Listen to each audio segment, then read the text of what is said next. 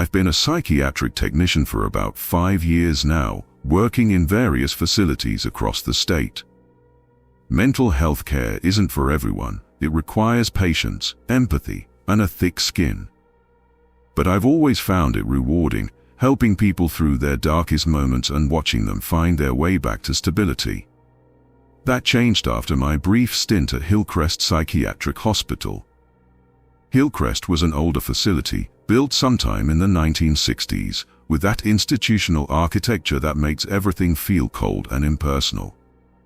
Long hallways with flickering fluorescent lights, linoleum floors that squeaked under your shoes, and that perpetual smell of disinfectant mixed with something musty that never quite went away. The building was scheduled for renovation, but budget cuts kept pushing the timeline back. I took the position because it was close to home and paid slightly better than my previous job. Night shift, which I didn't mind, I'd always been a night owl, and the differential pay was decent. Plus, night shifts in psychiatric facilities are usually quieter. Patients are medicated and sleeping, and you mostly just do rounds, paperwork, and respond to the occasional crisis. My 3rd week there, I was assigned to Ward C on the 2nd floor. This was the acute care unit for patients experiencing severe episodes, psychosis, paranoid delusions, catatonia, that sort of thing.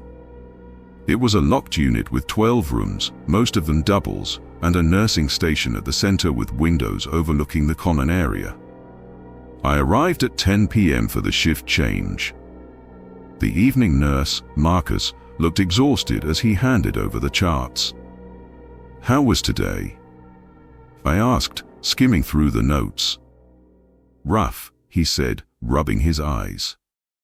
"Roommate, Mr. Caldwell, has been agitated all day. Kept insisting there's someone in the walls watching him. Had to give him an extra dose of Haldol around 7. Room 4, Ms. Rivera, is stable. Room 11. He paused, tapping the chart.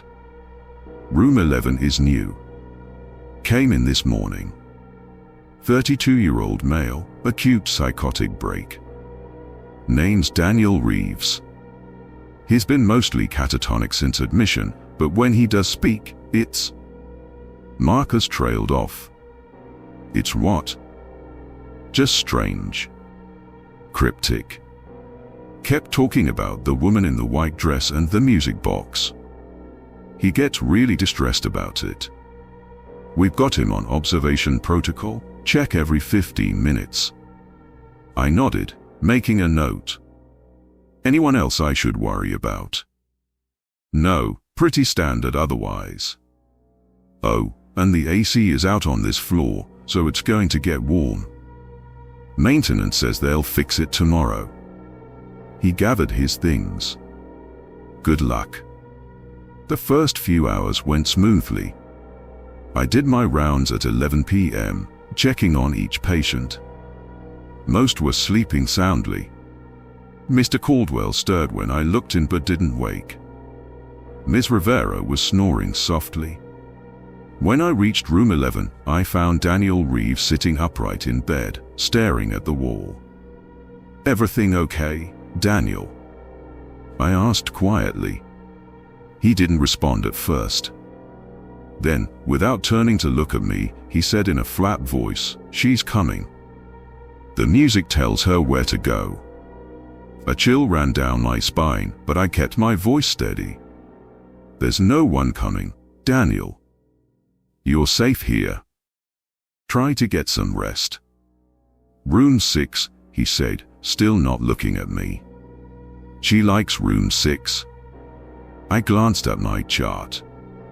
Room 6 was currently empty. The previous patient had been discharged 2 days ago, and no one new had been admitted. "Room 6 is empty," I told him. "There's no one there." For the first time, he turned to look at me. His eyes were wide, unblinking. "Not yet." I finished my rounds feeling unsettled but tried to shake it off. Patients with psychosis said strange things all the time. It didn't mean anything. I returned to the nursing station and started on my paperwork. Around 1 a.m., I heard something that made me look up from my charts. Music. Faint, tinny, like an old music box. It seemed to be coming from down the hall. I stood up and walked to the door of the nursing station, listening. The sound was definitely there, delicate and eerie in the dead silence of the ward. I checked the common area, empty. The television was off. Following the sound, I walked slowly down the hallway. It was coming from room 6. The empty room. I felt my pulse quicken as I approached. The door was slightly ajar, which was odd. We always kept empty rooms locked. Through the gap, I could see the darkness inside, but the music was unmistakable now. A simple, haunting melody that repeated over and over. I pushed the door open fully and flipped on the light. The room was empty. 2 beds with bare mattresses, a small bathroom, nothing else. But the music continued for a few more seconds before stopping abruptly, leaving only silence. I stood there, my hand still on the light switch, trying to rationalize what I'd heard. Maybe it was coming from outside? A car passing by? But we were on the 2nd floor, and the windows were sealed shut.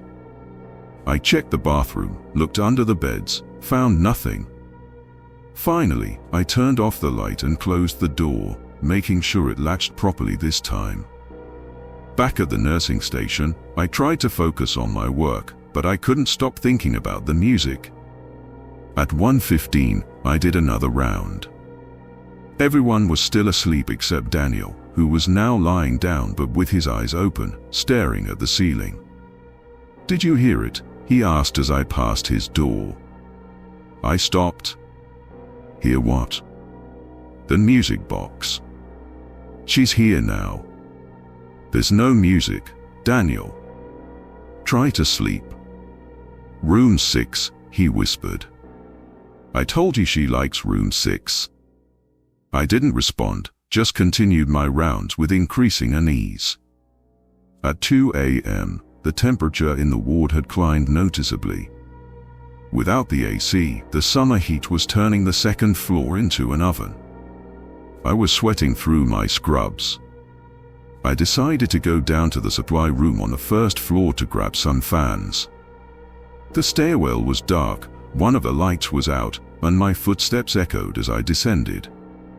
The 1st floor was even quieter than the 2nd, just emergency lighting casting everything in shadows. I made my way to the supply room, found 2 portable fans, and was heading back when I heard footsteps behind me. I turned quickly. The hallway was empty. "Hello?" I called out. "Night security." No response. Just the hum of the emergency lights. I walked faster, the fans awkward in my arms, and practically ran up the stairs back to Ward C. I was being ridiculous, I told myself. Old buildings made noise. It was nothing. I set up the fans in the common area and the nursing station, and the breeze helped immediately. At 2:30, I did another check on Daniel. He was sitting up again, and this time he was smiling, a wide, unsettling smile that didn't reach his eyes. "She's walking now," he said. "Can't you hear her?" "Daniel, there's no one." "Listen." I stopped speaking and, despite myself, I listened. Footsteps. Slow, deliberate footsteps coming from the hallway. The soft sound of bare feet on linoleum. My blood ran cold. I stepped out of Daniel's room and looked down the hall. The corridor was empty, lit by the harsh fluorescent lights, but the footsteps continued. They were getting closer, coming from the direction of room 6. I stood frozen, watching the empty hallway as the footsteps approached. Closer. Closer. They stopped right in front of me. I couldn't breathe. There was nothing there, absolutely nothing, but I could feel a presence. The air felt thick, oppressive, and cold despite the heat. The hairs on my arms stood up. Then, from room 6, the music started again. I ran. I don't care how unprofessional it sounds, I ran back to the nursing station and locked myself inside, my heart hammering against my ribs. I grabbed the phone to call security, but my hands were shaking so badly I could barely dial. "Security, this is Jensen." "This is Ward C, second floor," I said, my voice cracking. "I need someone up here. Now." "What's the situation?" "There's some." What could I even say? "I need someone to check room 6. I think there might be an intruder." On my way. I watched through the window as Jensen, a heavy-set man in his 50s, arrived 5 minutes later. He checked room 6 thoroughly, then the entire ward, then came to the nursing station. "There's nobody there," he said. "All the rooms are secure. Are you feeling okay? It's pretty hot up here." I heard footsteps. And music. From room 6. He looked at me with concern. "Maybe the heat's getting to you. Want me to call someone to cover the rest of your shift?" I was about to say yes when I heard Daniel's voice, loud and panicked, from his room. "She's in there." "She's in there with him." Jensen and I rushed to the hallway. Daniel was standing at his door window, pointing frantically toward room 8, Mr. Caldwell's room. Through the window of room 8, I could see Mr. Caldwell sitting up in bed, his mouth open in a silent scream, his eyes wide with terror. He was staring at the corner of his room. Jensen unlocked the door and we rushed in. Mr. Caldwell's eyes didn't move, still fixed on that corner. "Mr. Caldwell," Jensen said. "What's wrong?" The old man's lips were trembling. In a hoarse whisper, he said, "The woman in the white dress. She's standing right there. Can't you see her?" I looked at the corner. There was nothing there. But the temperature in the room had dropped dramatically. I could see my breath fogging in the air. "She's playing her music box," Mr. Caldwell whimpered. "Make it stop. Please make it stop." And that's when I heard it again. The music. That same haunting melody, coming from the empty corner of the room. Jensen heard it too. I could see it in his face. We backed out of the room slowly, and I felt something brush past me, something cold and insubstantial. The music grew louder for a moment, then faded, moving down the hallway. Toward room 6.